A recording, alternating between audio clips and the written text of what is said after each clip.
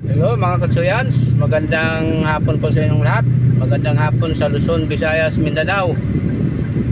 At for today's video, pupunta kami ulit doon sa bahay namin sa Cavite kasi kukuhanin na namin yung mangga lahat. Baka may natira pa doon, kahit mga kalating sako na lang kasi laging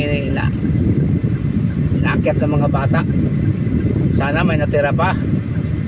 At dito na kami ngayon sa may sa may harap ng SM Bikutan. Yan. At i-update na lang namin kayo mga kasayans sa aming pagbibiyahe. Ayan, dito na kami sa may DOST mga kasayans. Inantay ko lang yung ilan yung sasama. Nasa Alabang na kami mga kasayans. At wala kasing traffic sa expressway.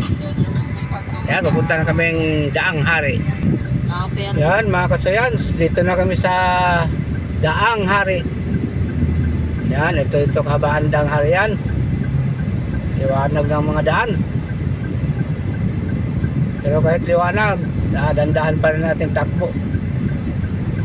60-80 lang ang high speed limit. Kaya update ko lang kayo pag nakarating na kami doon sa area namin. Yan, nandito na kami sa aming lugar mga katsuyan. Ayan, kumakain ako ng mangga. Ayun o.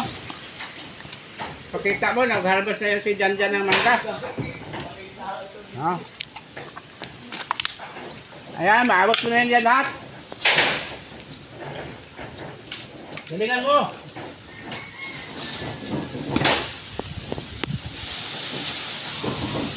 Ayan.